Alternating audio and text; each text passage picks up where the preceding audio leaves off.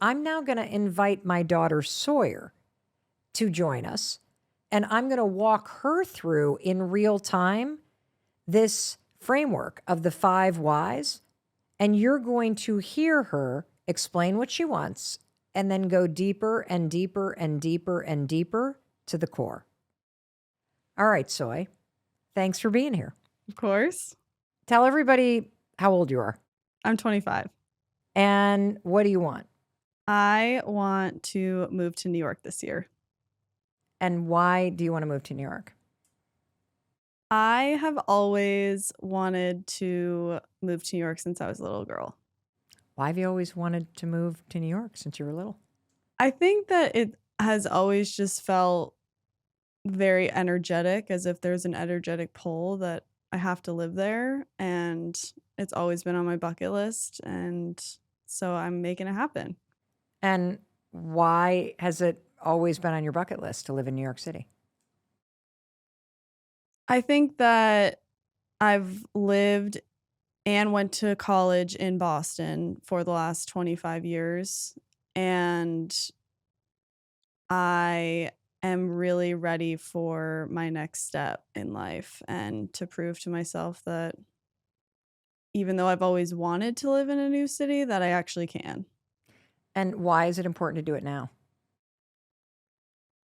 I think that I always envisioned myself in my 20s living in New York. And so I'm in a stage in my life where it feels right for me. And why do you want to move to New York? I feel like there's just like a lot of possibility there. And it feels like growing up in Boston and going to school in Boston, I love the city so much, but I'm just ready for something bigger and more uncomfortable and more extreme. And I am really looking for a fresh start in my life. And I know that if I am able to make this happen, that I would be extremely proud of myself and would have kept my word as a little girl. Oh, oh my God, now I'm going to cry. Like it's literally about keeping a promise to the little you? Yeah, don't cry. I'll cry. Oh my God, that's pretty deep. Yeah, I feel like I made a lot of I wasn't gonna cry. Like, a lot of promises to myself as a little girl, and New York has always been one of them. So, I'm ready.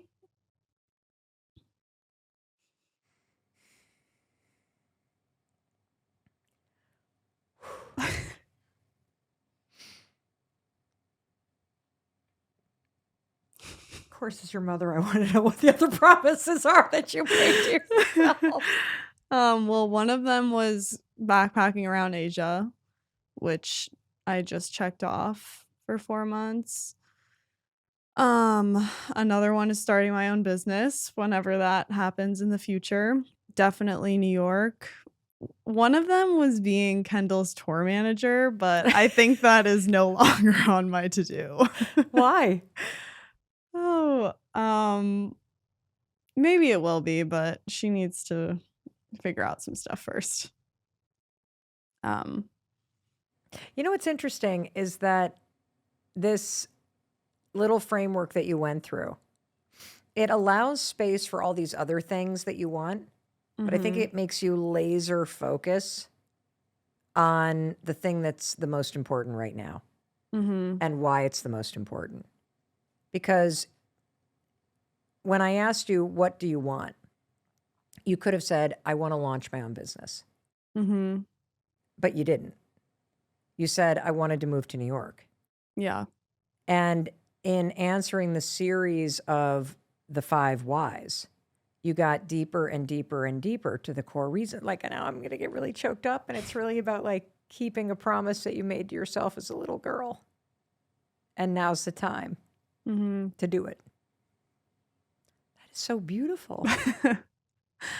I remember when I was in my freshman year of college, we had this class called Courage to Know at Boston College with Luke Jorgensen, and an assignment we had was to write a eulogy for ourselves. And we worked on it like all semester. And our final assignment was to read it out loud in class. And you were there. I don't know if you remember. Oh, I will never forget this day. And I had never written a eulogy or honestly been to many funerals and feel lucky for that, but was very inexperienced, I would say. And people start going around reading through their eulogies, and people are saying they've solved cancer and gone to space. Just the list goes on. Of accomplishment. I started to sink in my seat. My God, so embarrassed. And when it was finally my turn, I told my teacher out loud that I think I did this assignment wrong. Because as I was reading my eulogy, the entire thing was about living in New York with my sister. No, it basically was about how she graduated from Boston College and she moved to New York and she had 3 beautiful children and 2 Australian Shepherds. and then I died, like, peacefully. And that was it. Surrounded by family. And there was nothing about accomplishments or what I did other than moving to New York in the entire thing. Well, it sounds like you lived a big, beautiful, fulfilling life. I hope so. I'm currently trying to do that. Well, it was Parents' Weekend. Mm-hmm. And so there were all these parents in the class, and it was a small seminar class. And I remember this like it was yesterday because you were one of the last people to go. And everybody that read, you're right, it read like a list of accomplishments at an Academy Award ceremony where, you know, one thing after I'm cured cancer, I've done this. And then there was the one like artistic type whose obituary began with like he was shot in the face on a sailboat at the age of 25. Remember that? And I'm like, that was crazy. Oh my God, he needs therapy. And so then it got to you and you wrote this amazing description. I'm going to start crying again. That was, you're right, you moved to New York and you lived with your sister and you were married for like 60 years and had 3 kids and 2 Australian Shepherds. That you were surrounded by friends and family when you died. I think that's what we all want. Yeah, for sure. And so I'm really glad that you're going to keep this promise to yourself. Me too. I think you're going to find a good apartment. I hope so. So, Mom, what do you want? Okay. Well, what do I really want right now? I want to write this fantasy novel series. I thought you meant the other one. No. The current one. No. I want to write a fantasy novel series with you and Kendall. Are we disclosing the name of it right now? Absolutely not. Okay. It is a book idea that we came up with probably 12 years ago while we were sitting on a beach and you were 13 years old. And I still have the handwritten notes as we described the theme and the characters and the fantasy world and the plot lines. And I have thought about that since the day on that beach. And it is just right in front of my face. It might be because I've just mainlined the Court of Thorn and Roses audiobooks. So, you know, when I ask myself, why do I want that? You know, I would love to do a creative project like that. And I would love to do it with you. Why? I think it would be amazing to get lost in a completely fictional world that we've created. Why?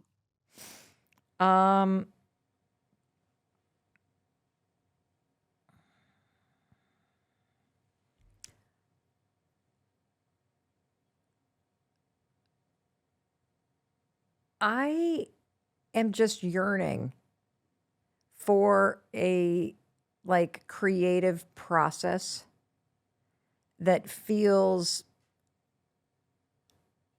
exciting and that doesn't have the deadlines and the demands of work. Mm-hmm. Like something for the just joy of getting lost in something. Why? I think it's because everything that I do right now has a deadline, Mm-hmm. and it feels like it just is like, oh my God, oh my God, oh my God, oh my God, oh my God, oh my God. And I want to feel something more expansive than the current way that I'm creating things. And I've never done anything like this. And frankly, it scares the hell out of me. Like, because it's something that I don't know how to do. Mm-hmm. I have no idea how you write fiction. I have no idea how you build a fantasy world. I have no idea, like, never done it. Mm-hmm. Why? I'm dying to get lost in something. And I think that's the reason. I'm really looking to get time back. And it seems like this project and really having a world to escape into would allow me just the space away from the constant demands of absolutely everything that I do right now. That makes a lot of sense. And what's interesting as I say all that is that I don't have time to write this right now. I don't have time for another project.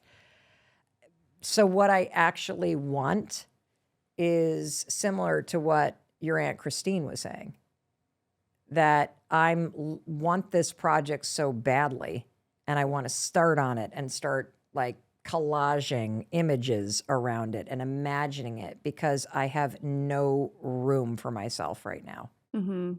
Every thought is about work. Every thought is about something related to you guys or dad or the dogs or the cat or like something that I need to do. And I just want like just some freedom from that like obligation Mm-hmm. of constantly thinking about something or that's got a deadline attached to it or someone that needs something. Like this just feels like something that's all my own. And so I think what I actually want is more time to myself doing nothing.